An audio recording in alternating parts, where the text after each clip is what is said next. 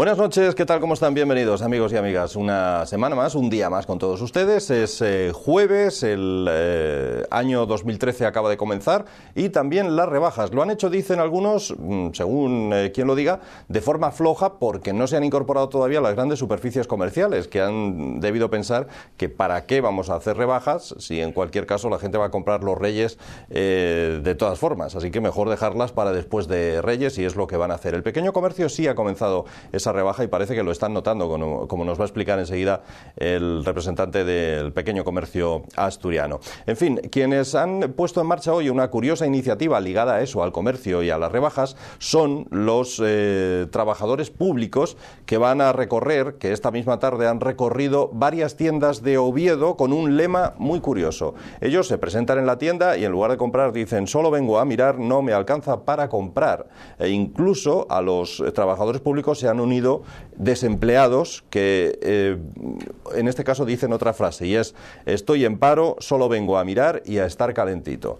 Curiosa la iniciativa.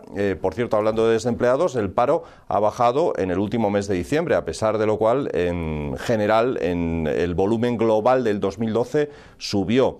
Es curioso porque estaban esperando, se ve en el gobierno, un descenso del paro, por muy poco significativo como en este caso que fuera, para asegurar que se nota que hay algo que está cambiando. Bueno, lo que está cambiando es que 60.000 personas, la mayoría de ellas mujeres, encontraron trabajo en las Navidades y poco más. Habrá que esperar a enero para ver cómo esto es así. En fin, voy a presentarles a nuestros invitados inmediatamente. Empiezo con Severino Álvarez, que como decíamos es el presidente de esa Federación Asturiana de Comerciantes. Muy buenas, Severino. Muy buenas. A ver, ¿cómo han arrancado las rebajas? Han arrancado ya, eso de momento, ¿no? Muy bien. Pero además... Pero no decían que muy flojo. A ver, ¿la prensa miente o qué es esto, Bueno, Severino? vamos a ver. La prensa no miente, no sé de dónde sacaron el flojo, empezaron ayer, no creo yo que se puedan hacer muchos análisis exactos y precisos, porque cuando ellos ayer informaron y cuando hablamos con ellos, nadie había hecho caja todavía, la caja se hizo más tarde. Seguramente, a lo mejor, pues al final, pues la caja dice que hacemos un 3% menos, pero si se vendió más mercancía, se vendió más género que otro año, bueno, pues puede tener una explicación. Pero sí ayer se dio una lección de comportamiento, de agilidad empresarial, de cómo enfrentar una situación desconocida y adversa, y sobre todo en la incertidumbre en que nos tuvieron los grandes, que fueron los que provocaron esta situación, en fin, a su manera. Y la verdad que ha sido algo que nos gustó a los que estamos un poco en el ajo y estábamos preocupados por lo que podía ocurrir. Y sobre todo lo que más nos gustó fue la respuesta inmediata que dio la clientela. Nosotros veníamos diciéndolo, que tenemos unos consumidores que saben muy bien lo que compran, unos consumidores que están enterados, formados, que no compran a capricho. Y ayer ahí estaban y sabían que compraban, y la verdad que los comercios estuvieron llenos de gente y bolsas se vieron bastantes, y ahora por la mañana ocurrió otro tanto, con lo cual podemos felicitarnos. Después ya los números, en su momento los veremos, pero yo estoy absolutamente seguro que no van a defraudar los números. Es curioso, el que da primero da dos veces, han debido decir los pequeños comerciantes, ¿no? Por supuesto, porque estábamos muy hartos de llevarlas en vez de darlas, vamos a decirlo así de alguna manera para que nos entendamos. Hubo mucha treta, hubo mucho intento de confundir, y no nos confundieron. Yo creo que, vamos, estamos felices. Yo me encontraba hoy con el director general de Comercio, igual estaba muy satisfecho y se sentía orgulloso de cómo había respondido el pequeño y mediano empresario, porque ellos apoyan, sin duda alguna, apoyaron estos 4 años anteriores y ahora, desde que están en el gobierno, dentro de los pocos recursos que hay, pero vamos, están haciendo una tarea eficaz. Así que estaba hoy también satisfecho y desde luego estamos todos, en general. Parece que las rebajas no empiezan hasta que no lo dice el Corte Inglés, por ejemplo. Bueno, eso era hasta ahora. Este año ya no. Bueno. Además es muy curioso lo que pasó. Sí. Lo hablaremos en algún momento porque esto necesita una explicación reposada y ver cómo pusieron ese empeño tremendo en presionar al gobierno central para que modificase la ley, para que llegase a la liberalización total de horarios, para los festivos, que tanto les preocupaba, esto de las rebajas, la liberalización, ¿no? Y después, ahora que lo han conseguido, dicen, no, ahora nosotros, como ellos el año pasado, 7 de septiembre, 7 de enero, eso es, curioso. Que siempre ya estaban en el 2, en Madrid y en otros lugares, bueno, Eso sí necesita una explicación, que a ver si la dan ellos, si no la daremos nosotros, encantados de la vida. Bueno, yo creo que la explicación es bastante evidente, ¿no? ¿Qué tal, Faustino? ¿Cómo estás? Muy bien. Que digo que es bastante evidente, ¿no? Claro, pues bueno, si la gente, esta mañana en centros comerciales importantes de Oviedo había muchísima gente igual, aunque no hayan empezado las rebajas, porque claro, los reyes son los reyes. Sí, los reyes son reyes y luego encima, bueno, claro, si las rebajas son mayores que años anteriores, que de unos años para acá, cuando hacemos rebajas, por ejemplo, del 70%, que eso ya era muy raro verlo aquí en prácticamente ningún artículo, entonces, bueno, hay gente que está aprovechando ahora la circunstancia para poder, bueno, pues, para poder comprar algo. Pero en todo caso, y era también lo que decía Severino, que a lo mejor habrá que ver el montante final de venta, que una cosa es el volumen de venta y otra cosa es la cantidad de perros que los comercios ingresen, que yo entiendo que será menor precisamente, claro, porque los rebases tienen que ser mayores y la capacidad de compra de la población, pues claro, y está claro que hay cada vez menor. Ahora, a final de año hubo 2 millones y pico de empleados públicos que no tuvieron una extra de Navidad, que en su integridad quedaba aquí, porque la extra del verano sí que mucha gente podía aprovechar para marchar de vacaciones fuera, pero la extra de Navidad hay una extra que básicamente queda en consumo interno y eso evidentemente desaparece. Y luego están los que, bueno, cobrando la extra o no, o simplemente que lo que quieren ya forrar porque los próximos meses son de la incertidumbre absoluta y no saben por dónde, o sea, lo que forren ahora cuándo van a poder necesitarlo, que lo mejor es que muy poco tiempo, ¿no? Entonces, por eso, claro, el consumo está bajo mínimos. Como está bajo mínimos, un mínimo repunte que haya, como ya ahora con los rebases, pues parece que como que presta y da actividad, pero, claro, yo sinceramente creo que desde la suba del IVA esta campaña de estas rebases pues antes al canto del cisne para muchísimo comercio y seguramente Severino podrá darnos más datos sobre ese punto. No, hombre, efectivamente, el no pagar esa extraordinaria a los empleados públicos, que arrastró que otras empresas también lo hicieran, ¿eh? Claro, no es solo claro, los empleados públicos. Claro.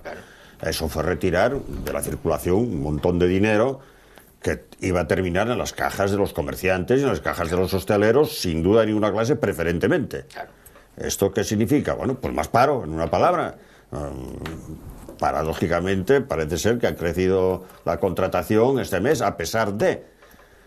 Pero todo ese dinero que se quita del bolsillo de los asalariados, que son nuestros clientes, nuestros consumidores, la clase media, autónomos y asalariados, que somos los que llegamos a fin de mes con lo opuesto. Podemos decir, todo lo que ingresamos por vía de salarios lo gastamos el mismo mes. O sea que estamos creando riqueza continuamente, porque el consumo es lo que hace, mover el dinero, crear riqueza. Eso fue un palo muy grande. Nosotros lo que hicimos fue también un esfuerzo de decir, a usted no le han pagado la extraordinaria, mire, tenga, aquí tiene una tarjeta con un crédito por el importe de la extraordinaria, usted haga una Navidad normal, no se preocupe, ya lo va pagando poco a poco, y en algún momento alguien le resarcirá de esa cifra que le adeudan de alguna manera, porque, bueno, sí, hay gente que tiene capacidad de compra y es que estamos alarmados permanentemente. Todavía desde el gobierno la semana pasada dijeron que nos esperan 9 meses terroríficos, poco más o menos, ¿no? Hombre, pues, si usted desde el gobierno me dice esto, aquí quién va a meter la mano en el bolsillo y gastar un duro, y mucho menos quién va a contratar, quién va a invertir, quién va a crear ninguna iniciativa empresarial. Esperarán esos 9 meses, o sea, significa más parálisis. Entonces, desde algún lugar tenemos que decir que no ocurre eso, tranquilícense, consuman. Además, nosotros tenemos la experiencia grande, a través de nuestra tarjeta de crédito, de saber cómo se comporta aquel que contrata, que adquiere un compromiso de pago. Nosotros no hemos superado nunca el 2% de morosidad.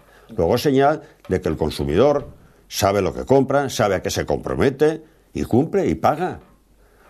Luego, perfectamente puede fluir el crédito y nosotros teníamos ahí un sobrante de crédito de 40 millones de euros, lo hemos distribuido en las tarjetas y hemos mandado, en Oviedo concretamente, 31.000 cartas a 31.000 familias recordándoles que tiene ahí un crédito, que lo usen tranquilamente, que lo aplacen.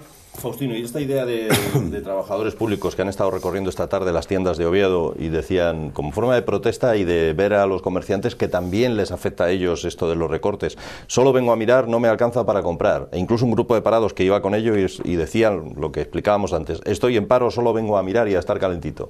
Esa iniciativa... Bueno, yo a ver, cuando terminemos aquí, ir hasta allí, a ver si me encuentro alguno para decirle, ven, firma aquí, solicita la tarjeta a tus tiendas y no te preocupes, poner los regalos de Reyes a quienes tú tengas interés. Hombre, que lo que se gasta ahora, aunque no lo pagues ahora, al final tienes que acabar pagando, lo que sí el problema, ¿no? Sí, pero se acaba pagando. Además hay bueno, capacidad, se puede. Vale, sí, pero bueno, y si no lo gastes, pues evidentemente ya no tienes que acabar pagándolo, claro. Esa es la cuestión. Sobre los empleados públicos hay que tener en cuenta que una parte muy importante de los empleados públicos de este país son mileuristas, como mucho. Sí. Y hay muchos empleados públicos que cobren 800, 900, 1.000 euros, 1.100, o sea, no más. Sí. Por lo tanto, claro, muchas veces les pagues extras son los que equilibran de alguna manera el presupuesto anual. En el momento que falta una de esas pagues, y a ver qué pasa con la otra, que eso está por ver, realmente, claro, ya tiembla, digamos, el presupuesto de todo el año.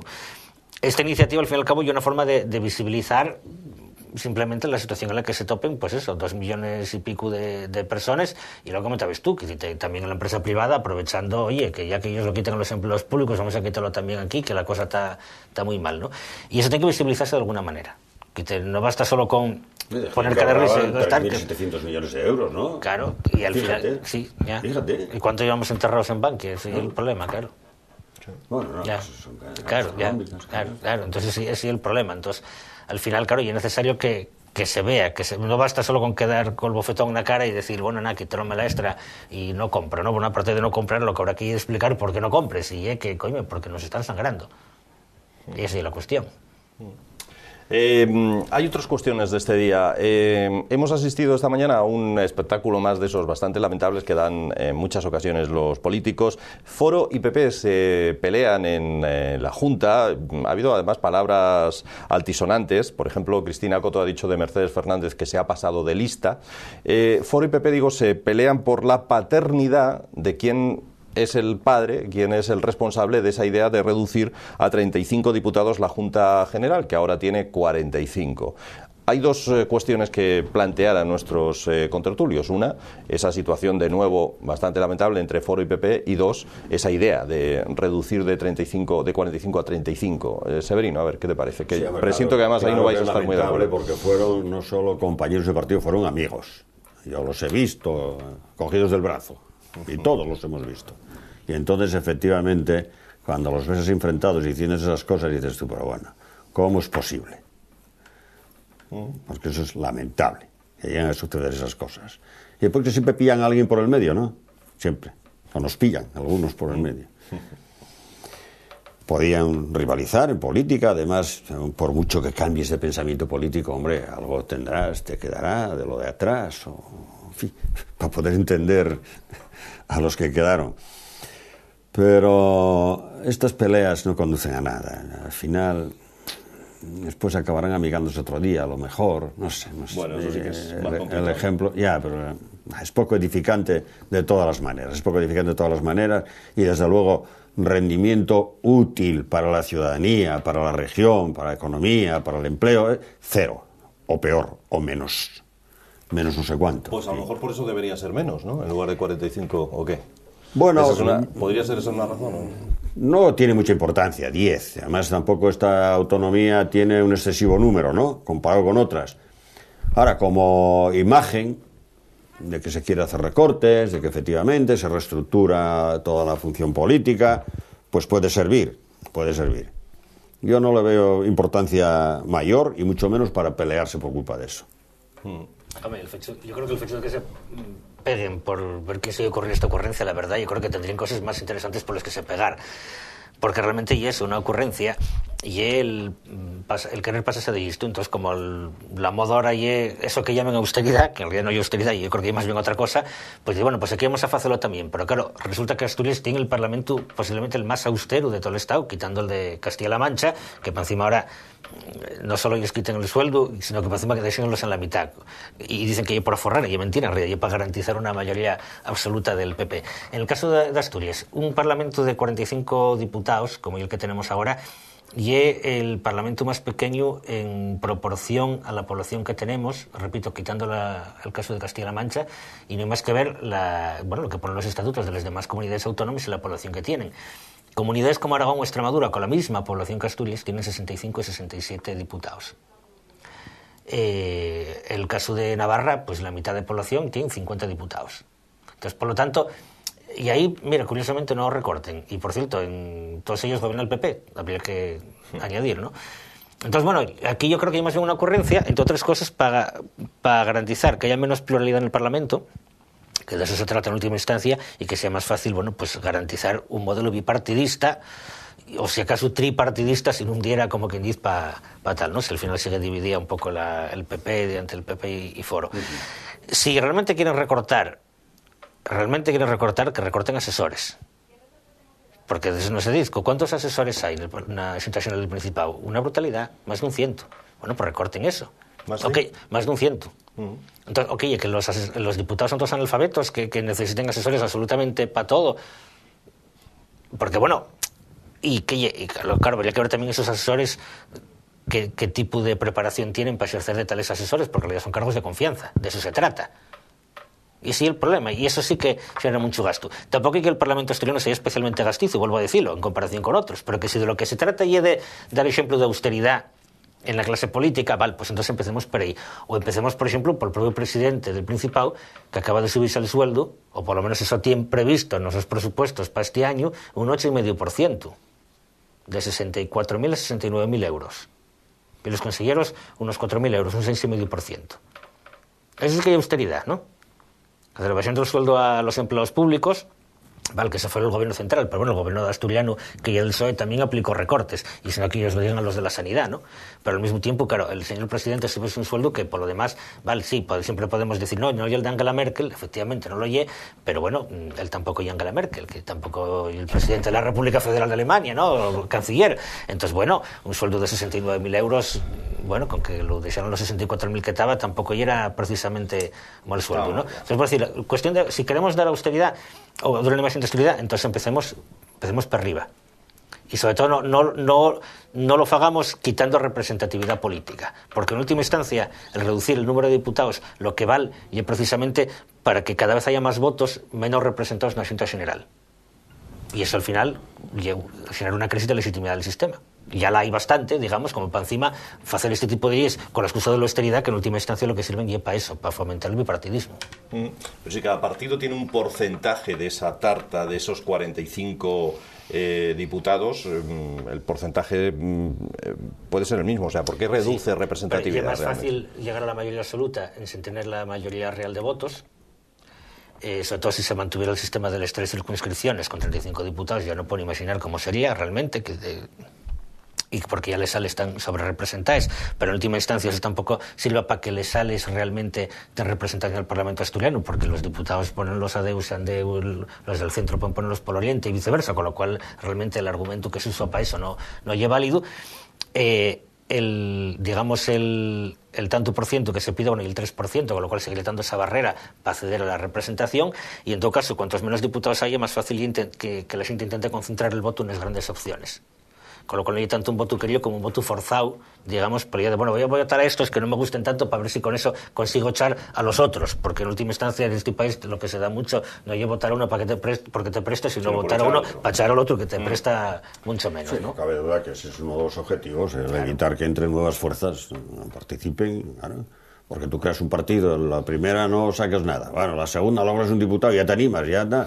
Así, cuanto más difícil lo pongas de que puedan sacar el primero, pues es más fácil que vayan quedándose atrás, claro, o que no se creen iniciativas políticas que les hagan la competencia, claro, a estos dos grandes partidos. El caso de Castilla-La Mancha y el más escandaloso, vamos a ver, 49 diputados tenían, me parece, o no, 45, divididos en 5 provincias, con lo cual prácticamente cada provincia, bueno, Guadalajara mandaba menos, Albacete más, pero en última instancia había que sacar como mínimo un 10, un 12% de los votos en una provincia para entrar en el Parlamento.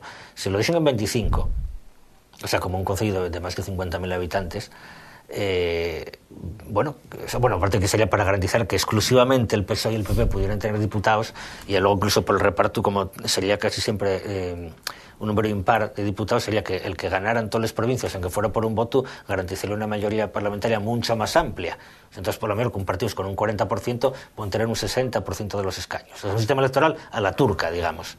Sí, es una auténtica trampa. Claro. ¿Y cuál es la excusa? La austeridad. Sí, la austeridad, la de María Dolores de Cospedal, que como todo el mundo sabe, vive de forma espartana, ¿no? Que, vamos, forma bastante notoria, ¿no? Que digamos que otra de las noticias que nos tienes aquí. Ahora hablamos de ello. No, yo ahí difiero un poco de lo que tú hablas de los salarios. A mí me parece muy bajo el salario del presidente del Principado.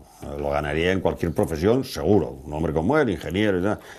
Si no les pagamos bien, pues nunca los mejores llegarán a estos cargos y muchas veces los vamos a necesitar, ¿no? O los echamos de menos en esos empleos, a los mejores.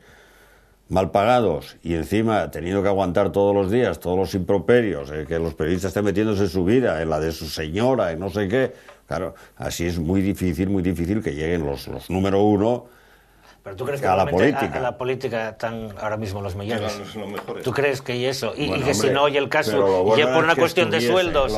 ¿Y crees que ya por una cuestión de sueldos? Bueno, todo influye. Si estás mal pagado y desprestigiado y todos los días eso, metiendo las narices en tu vida a la gente y por la calle diciéndote cosas, bueno, venga, déjeme en paz, hombre. Yo me voy a la empresa privada o me voy a mi profesión.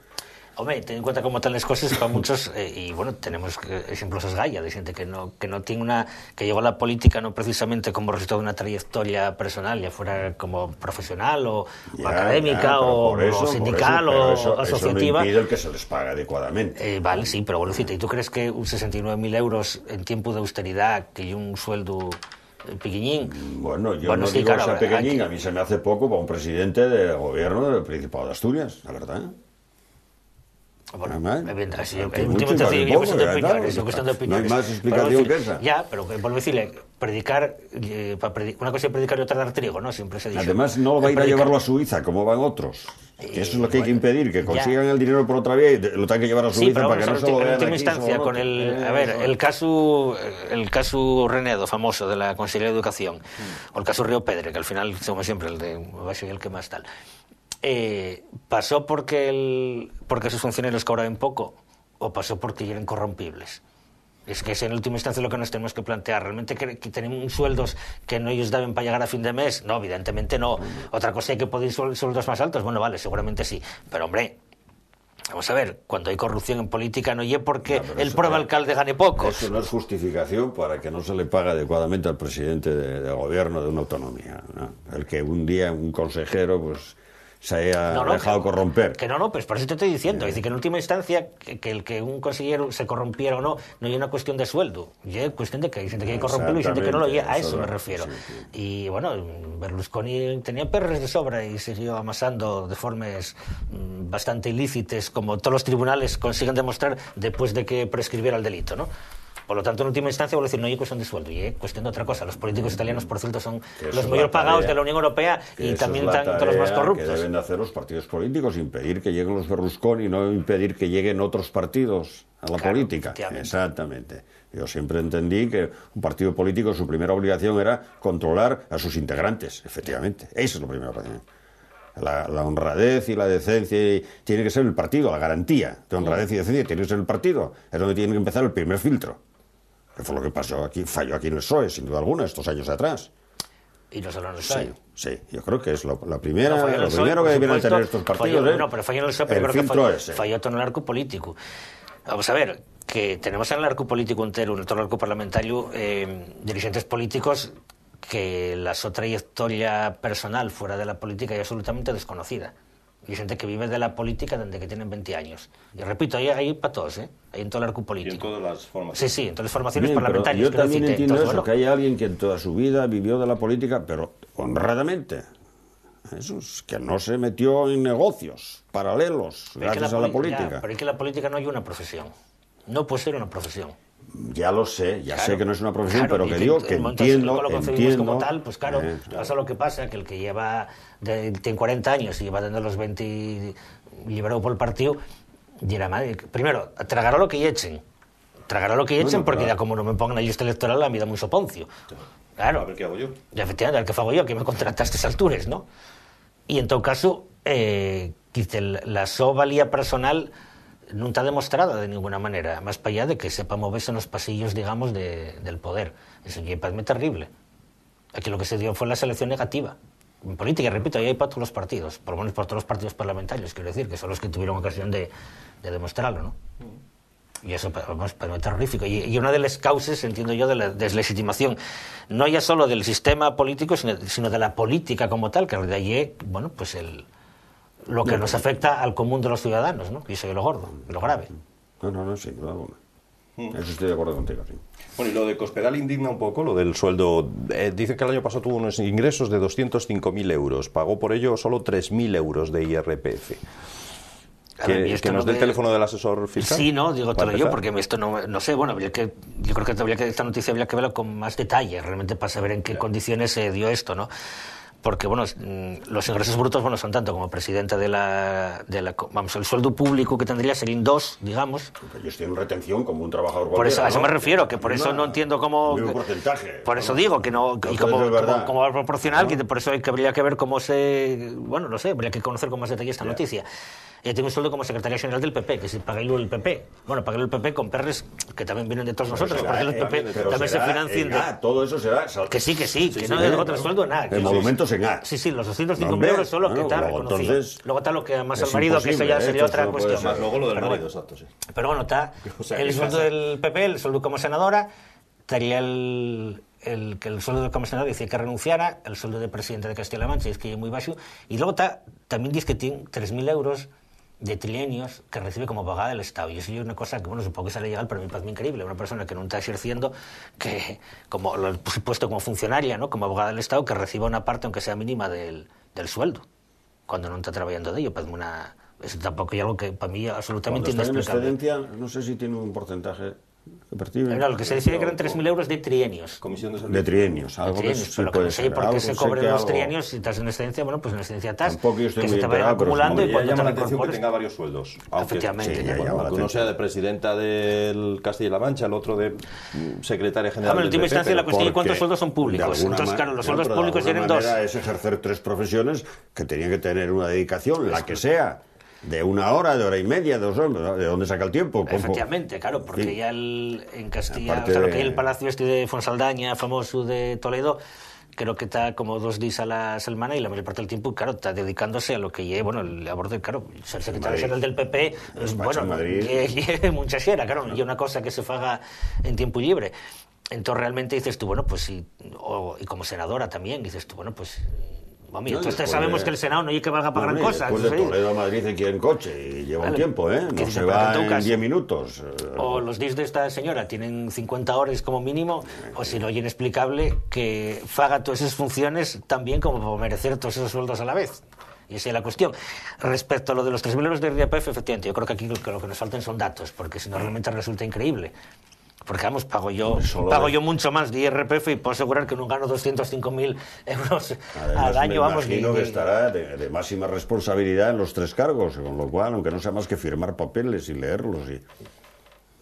Bueno, porque en este país lo que lleva la responsabilidad del alto cargo nunca se ejerce como tal. No son casos, eso sí que, vamos, pudiéramos decir, escandaliza, vamos a decirlo de alguna manera, ¿no? A eso me refiero, ¿no? Sí. Aquí en última instancia, si hay algo muy gordo, la siempre palabra, ninguna traducción efectivamente, excesiva. Porque en última instancia siempre puedes cesar al que está debajo de ti, entonces la responsabilidad ahí queda, ¿no? Queda en el debajo, ¿no? Ese es el problema, claro.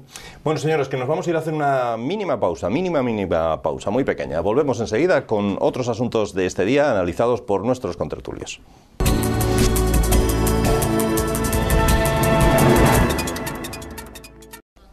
Bueno, pues aquí estamos de nuevo. Prometíamos que íbamos a ser breves, así que hablamos inmediatamente de otros asuntos que tienen que ver con Asturias. En nuestra región el paro creció el pasado año 2012, se cerró este año con un 14% más de parados, a pesar de que diciembre ha sido un mes bueno en general, en toda España. Aquí en Asturias, con un descenso de aproximadamente 1.400 desempleados menos, y en el caso de España, pues con cerca de 60.000, 59.000 y pico. Evidentemente nos alegramos muchísimo, y ojalá que fueran muchos más los que encontraron empleo. Pero es como para decir que, como ha dicho hoy el ministro, que esto es una muestra de que algo se está moviendo en las entrañas de la sociedad española, que además es una frase muy de García Lorca, ¿no? En las entrañas de la sociedad española. ¿Pensáis que es así? Los comerciantes que estáis ahí al pie de la calle...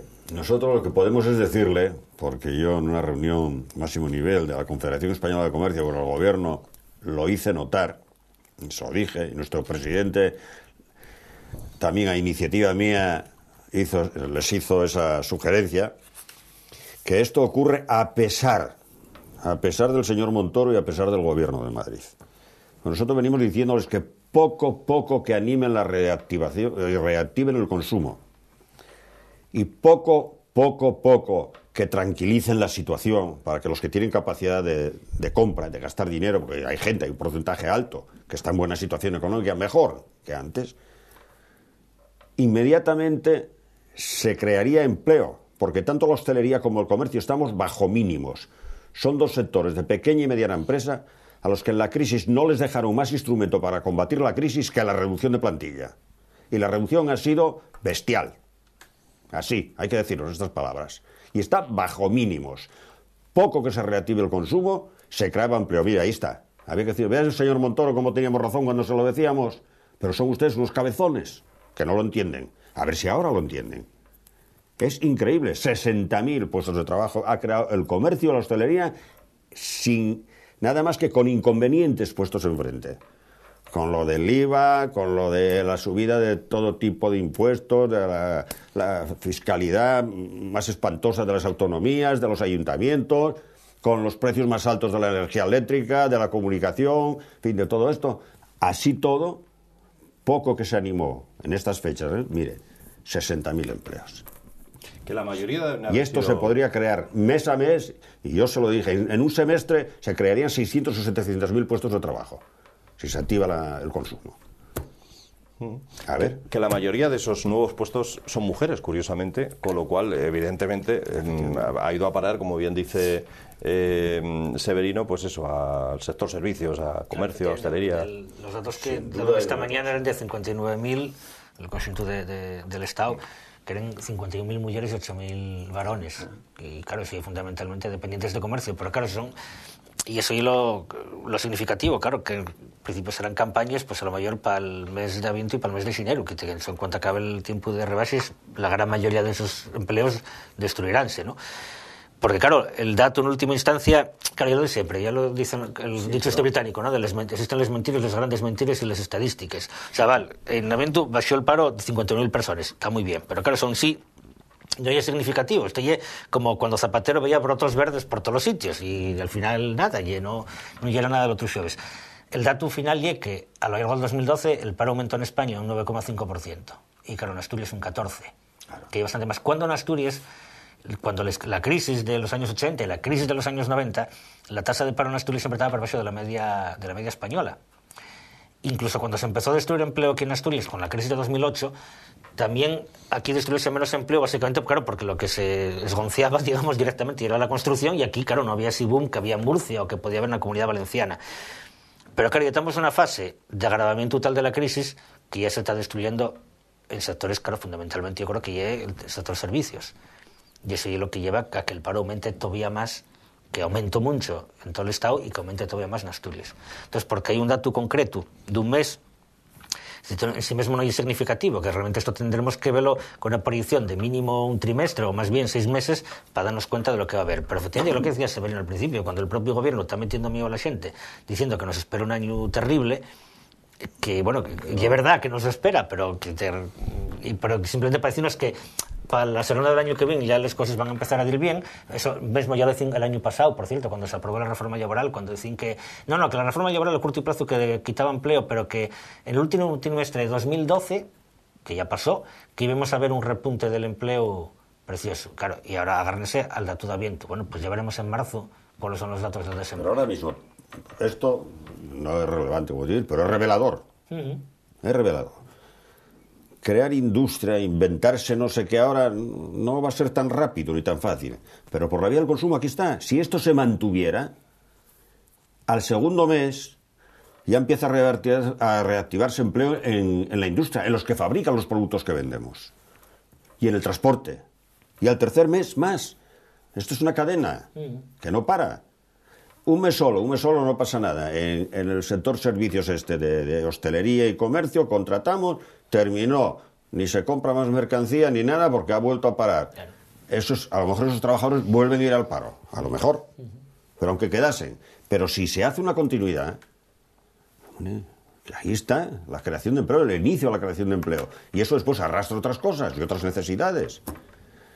Yo siempre lo he dicho, y creo que no hace falta, en fin, leer mucha economía, que todos aquellos que a final de mes llegan así, o sea, han gastado el sueldo íntegro, son los que de verdad generan riqueza y crean riqueza. Son los que mueven el dinero. Y eso no se puede cortar, esa cadena. Y aquí se está cortando. Es el mayor problema y el mayor drama que tiene ahora España. Bueno, no, yo creo que el mayor drama es otro.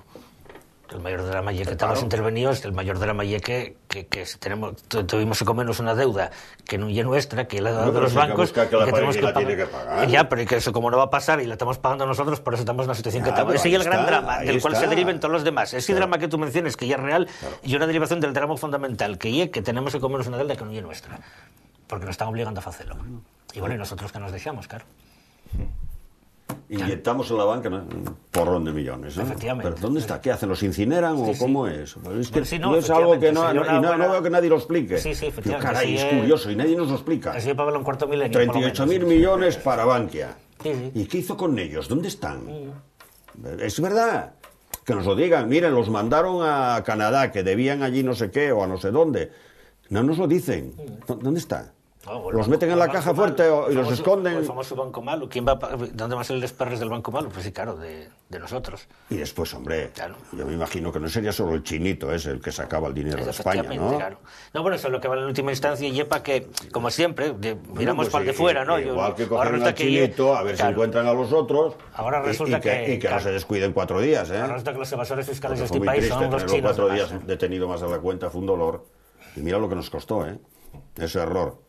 Bueno, pero si hay una amnistía fiscal como la de Montoro, esto ya se arregla yo solo. La Consejería de Cultura, y hablamos de otros asuntos ya, la Consejería de Cultura del Principado ha pedido al Ministerio de Fomento que replantee esa decisión de negarse a señalizar las carreteras en asturiano. Dice el Gobierno central que las carreteras y las autopistas deben tener la toponimia tradicional porque el asturiano no es una lengua oficial, aunque se hable entre los asturianos. ¿Qué os parece esa decisión? Bueno, me parece, en fin, gana de entrar también en problemas y en diatribas. Una bobada. Infiestu, siempre será infiestu. Siempre será muy infiestu. Pues pongan infiestu. Y grado. Ahora, hay otros nombres que a lo mejor pues podrían, pero también al gobierno central que más le da. Es una cosa nuestra de consumo interior, interno. Es más le da que pongamos Ribasella con Y, que me parece una tontería, porque nunca lo fue, pero bueno. Bueno, a ver. Bueno, pues vaya, está hablando un asturiano. No, pero te lo dice el de Cangas Donís. Eso. Que pueden estar en casa pero por digo caso, que ¿por qué tienen que venir? Es buscarse líos sin necesidad. Oye, que si quieren pegarse con alguien, que vayan a Cataluña, que ahí tienen, vamos, motivos y razones más que sobrados y tienen ganas de entrar en peleas. Pero que a nosotros, hombre, que nos dejen en paz. Que eso es una cosa intrascendente. Por ser interpuesta, como no se atreven con los catalanes, pues que nos manden los letreros sin pintar y los pintamos aquí. Efectivamente. Yo creo que vamos perfectamente, claro, que nos lo manden sin pintar. No, bueno, pero aquí lo que pagamos ya las consecuencias de una falta de reconocimiento oficial. Una cosa que se tuvo que hacer más 30 años y no se hizo. Yo no conozco a nadie jamás de infiesto que diga infiesto. Ya. Nunca. Pues pon infiesto. Ya. ¿Por qué no? Y grado. Claro, tú vas a grado, dices grado y vamos, se parten de risa. Claro. Bueno, pero es el alcalde. El alcalde dice que el alcalde de grado. Sí. Bueno, correcto, sí señor. Bueno, no, eso no es correcto. Y que ver, los pueblos tienen el nombre que tienen, y el que tienen desde va siglos. Efectivamente hubo un proceso de castellanización toponímica que se da sobre todo a partir del siglo XIX. Y entonces, bueno, de lo que se trata es de recuperar la denominación tradicional, porque la tradicional es la denominación asturiana, no la del cartel del ministerio. Por lo tanto, como los nombres son los que son, no vale decir, o sea, da igual que los nombres tengan en asturiano que en castellano que en suajili, es decir, que los nombres son los que son. Entonces, el argumento es que no, hay que estos nombres están en asturiano y el castellano y oficial. Bueno, ¿y qué? O sea, como lo mismo que tú en Valladolid, Quintanilla de Onésimo, y quites el de Onésimo y de solo Quintanilla, que debe estar en castellano, no, y simplemente cambiaron el nombre del pueblo, por decirlo de alguna manera, ¿no? La denominación oficial. Los pueblos aquí, en buena parte de los concellos, recuperaron su nombre tradicional, que ya era el único nombre oficial que tienen. Por lo tanto, que yo creo que está bien la típica tarascada, respuesta improvisada de algún funcionario del Ministerio de Fomento, que realmente no se enteraba de qué iba el tema y directamente soltó la primera faltosada que vino por la cabeza. Pero que en última instancia demuestra, el gobierno asturiano que tenemos que el valor que da a lo que lleva la cultura asturiana. Y en segundo lugar, claro, pagamos, vuelvo a decir, la falta de reconocimiento oficial del asturiano, que está en una especie de limbo legal donde va muchísimo tiempo y que permite cosas como esta o cosas como, por ejemplo, la nueva ley de educación, con la cual, con el actual articulado, con la actual redacción del anteproyecto de la ley de educación, el asturiano desaparecería como asignatura de la enseñanza no universal. Bueno, de la enseñanza. Con la nueva ley de educación. Sí, porque no habría margen, porque solo contempla que se dé lengua castellana y lenguas oficiales o lenguas extranjeras. Como el asturiano ni oficial ni es extranjero, porque ya la de aquí, pues directamente no se podría dar, ni como optativa ni como no optativa, directamente desaparecería.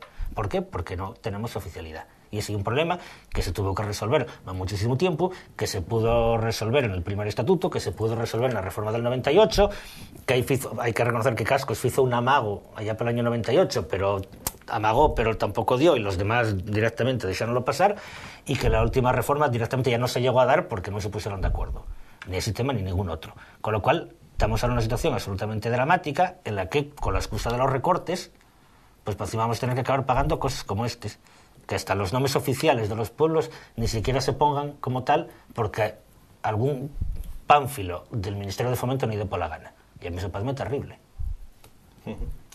¿Algo más, Severino? No, yo creo que no hay más nada que decir. ¿Qué es eso? Es una falta de respeto. Yo entiendo que es una falta de respeto hacia Asturias. Una falta de respeto absoluta. No les costaba ningún trabajo, la boca, oye, pero consultar, pues se podía consultar perfectamente y estoy seguro que desde el gobierno principal deberían, no, ponemos este en asturiano, como se llamaron siempre. Y que los topónimos estos fue un proceso que llevó años. Hubo un asunto de toponimia. ¿Hay algún pueblo concreto que varíe mucho de uno a otro? No, este caso que tengo yo de infiesto. Claro, se va a perder alguien porque ponga infiesto. No, efectivamente. Aparte de que, como pasó en todas las demás comunidades cuando se oficializaron los topónimos tradicionales y que nadie decía por decir Bilbao, decir Bilbo, pues yo creo que más o menos todo el mundo se da cuenta. Entonces, no, y que hubo algún topónimo que puede ser más controvertido, pero vamos, que a lo mejor una vocal para arriba o una consonante, que dice no más.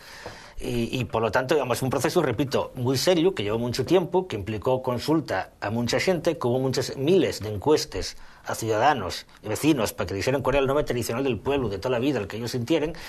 Y cuando por fin se llegó a ese consenso, pues que vuelvo a decir, que ya se llega por fin a una toponimia oficial asturiana, recuperando los topónimos tradicionales, pues que de repente ahora llega el Ministerio de Fomento y diga que no está por la gana porque eso no es oficial. Vuelvo a decir, y una tarascada absoluta. Que no tiene pies ni cabeza. Hablando de nuestra región, hablando de Asturias, el 2012 se ha llevado por delante muchas cosas con eso de la crisis, entre ellas FEBE. Desde el 1 de enero del 2013 FEBE ya no existe, paulatinamente van a ir desapareciendo las pegatinas que hacen ver que los trenes que circulan pertenecen a FEBE. Después de 48 años nos quedamos, por tanto, sin el ferrocarril de vía estrecha que circulaba por Asturias y dicen esto va a significar un ahorro de casi 6 millones de euros. Si es así, tenemos que renunciar a FEBE. ¿Qué remedio, no, Severino, o no? FEBE va a seguir funcionando, lo que pasa es que se llamará de otra manera. Se llamará Renfe, simplemente, ¿no? Adif. Renfe, pero Renfe vía estrecha, no sé. Ya en realidad era estatal. El propietario del Estado, bueno, lo hace bien, los gestionamos conjuntamente y punto. No, bueno, eso no me parece una iniciativa mala y no nos vamos a quedar sin él. Creo que retiren los servicios de los trenes. Pero conlleva una reordenación de las líneas también, ¿no? Bueno, que haya reordenación es lógico y, oye, lo que no se puede es tener ferrocarriles circulando sin viajeros o cosas por el estilo. Aparte de que yo creo que con mejor gestión sí tendrían pasajeros y con mejores horarios. Vamos, haciendo una gestión absolutamente empresarial. Estoy seguro que si se privatiza el ferrocarril que funcionaría mejor y tendría mejores precios, seguramente. Donde se hizo demostrarse precisamente lo contrario. En Gran Bretaña, los famosos ferrocarriles británicos, que eran los más puntuales del mundo, desde que se privatizaron en la época de la Thatcher, fue un desastre absoluto. Bueno, pues, primero, no hay eso lo que perdieron puntualidad, que eso al fin y al cabo yo lo de menos. Sí, los accidentes de tráfico que hay en Gran Bretaña son tremendos. ¿Por qué? Porque hay una empresa privada que lo que falla a gastar mucho menos en seguridad. Por lo tanto, claro, estos, digamos, choques catastróficos que se dieron bastantes en los últimos 20 años, eso solo se dio desde la privatización. Tampoco digo que vaya a pasar aquí esto. En el caso, cuando se fue aquí de aforrar 5,7 millones, habría que ver en qué. Claro, si hay líneas que están duplicadas, que hay una de Feve y una de Renfe, pues sí, a lo mejor hay tonterías, sobre todo si a lo mejor incluso coinciden los horarios, no estoy de acuerdo. Yo lo que creo es que aquí, y eso hay una política de Estado donde va mucho tiempo, que se apostó muy poco por el transporte por ferrocarril, tanto de mercancías como de pasajeros. Entonces, claro, sobre todo para un país tan dependiente energéticamente como es España, parece una auténtica barbaridad. Y no me das que acordarse, por ejemplo, de ese famoso ferrocarril que estaba trazado para Cangas de Narcea, que llegó hasta Tebongo, estaba hecho todo el trazado y no se sabe muy bien todavía por qué, paróse. Y yo creo que a la larga vamos a acabar pagando esa disminución de líneas de ferrocarril, que en los últimos 50 años no hicieron más que baixar, como por ejemplo con lo que veía el ferrocarril de la Ruta a La Plata. Mira tú, si no tendría sentido que hubiera un ferrocarril que conectara Asturias con todo lo que fue la antigua Ruta a La Plata. Eso no tendría total sentido, no ya solo histórico y cultural, sino bueno, económico. Y eso, a que lo que se hizo, bueno, claro, ahora a estas alturas ponte a facelo, a eso me refiero, claro, con lo desconciado que está, pero que en su momento... Ni de población, claro, ni ahora no, a eso me refiero. refiero. Por eso digo, pero también porque el trazado de ferrocarril, como de carreteras de este país, fíjose, bueno, lo propio de un Estado centralizado, Madrid, que se conecte con las provincias. Y luego las provincias, digamos, entre ellas, que se arreglen como buenamente puedan con los caminos de cabras. ¿Cuánta gente viene de Galicia a Asturias a lo largo del año? Un número poco. Bueno, y de aquí que vaya a Galicia, poco. Hombre, bueno, depende, ¿eh? Gente que trabaja de un sitio a otro hay bastante, bueno, y no hay más precisamente porque las comunicaciones son bastante horrendas. No estamos hablando como es el trayecto que duda cabe. Asturias, vamos, Gijón, León, Madrid, ¿eh? Gijón, León, Valladolid, Madrid. Ya estamos hablando de otro tipo de poblaciones y otro tipo de razones y motivos del traslado. Hubo una voluntad política de que se configurara de esa manera, a eso me refiero, ¿no? Pero bueno, volviendo al tema de Feve y Renfe. A ver, en última instancia, creo que tendríamos que ver ya que esto que se va a forrar, ¿en qué ye? Si va a ser en seguridad o va a ser en quitar líneas duplicadas, que no tiene sentido. Que sí, eso no te lo discuto. A León en un autobús. A una hora pon que hay pocos viajeros, puedes mandar un microbús o puedes mandarlos en 2 taxis, no sé, pues hay un recurso. Sí, no te lo discuto. Un conductor siempre lo arregla, un conductor. En el tren no va un conductor solo. Entonces, para llevar a 12 tiene que una máquina, 2 vagones mínimo. Una máquina y un vagón, máquina, vagón. Y 2, 3 personas. No, por decirte que esto lo discuto. El problema es que lo que sería interesante es ver de dónde salen esos 5,7 millones que se van a forrar, en qué, si es porque se va a echar más gente a la calle o no, si no se van a renovar plantillas, sí, claro, se van a reducir plantillas, claro, pues eso voy. Entonces, bueno, que la cuestión es tales cosas como pasa. Energía, bajarán el número de frecuencias de trenes. Pues eso. Me imagino que cerrarán, en fin, locales, establecimientos, vamos a llamarlo así, una nada, un centro, claro, cerrarán estaciones. Y al final habría que ver... Claro, antes había en todas las estaciones, en el pueblo más pequeño, había jefe de estación y un factor o alguien allí. Bueno, eso se acabó. Y ahora habrá que ver pues, aquí, la millonada que se gastó en hacer el famoso tren de alta velocidad, que ni llegará, y hay que decir que casi habría que decir que en ese caso bendita crisis, porque querían hacer un túnel de 25 kilómetros para la Conca del Caudal. No, o sea, pues que son barbaridades. Tienen que equipar y ponerlo en funcionamiento porque, vamos, significaría una hora de ahorro mínimo a León. Bueno, a León, Madrid, sí, a León hombre. sí, pero me refiero a lo que yo la veo hasta la Pola. No. Pero que dices tú, la idea de un túnel de 25 kilómetros que tenían pensado hacer a través de la Conca del Caudal, porque no hay sitio físico para hacerlo para arriba. Ahora, estos ferrocarriles, yo creo que hace falta imaginación y hace falta darles una utilización. Y aquí en última instancia, pues digo casi el chocolate del oro, pero bueno. Pues mercancías hoy, ferrocarril viaja poquísimo. Porque también se hizo para que hubiera muy poco. Cuando en realidad la mayor parte de Europa hay muchísimo mayor tráfico de mercancías o por tren, que ya efectivamente y mucho más eficaz energéticamente, muchísimo más. Y sobre todo, y aquí tenderárselo más desde el momento en que aquí está subiendo el petróleo de forma brutal desde años. Por eso digo que al final vamos a acabar pagando las consecuencias de estos recortes en ferrocarril.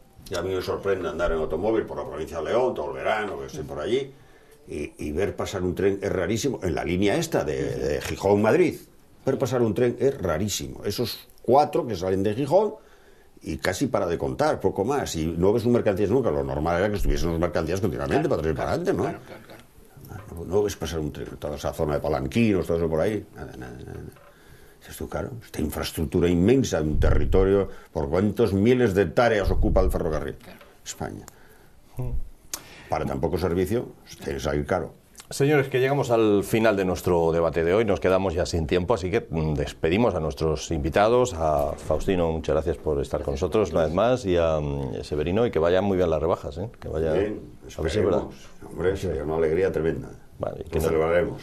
No tiene por qué esperar la gente hasta el lunes, que pueden ir ya de rebajas este fin de semana, estupendamente. Que regalen Reyes y que el que no le paga la extraordinaria, que venga, que solicite la tarjeta, se la damos inmediatamente por el importe de la extraordinaria y que se lo gaste. Bueno, eso es otra cosa. Veremos a ver qué ocurre. Muchas gracias, Severino. Y a ustedes, señoras y señores, volvemos ya el próximo martes, como es habitual. La semana que viene estaremos de nuevo con ustedes, con nuestro debate, ya después de Reyes. Gracias, buenas noches, hasta la semana que viene.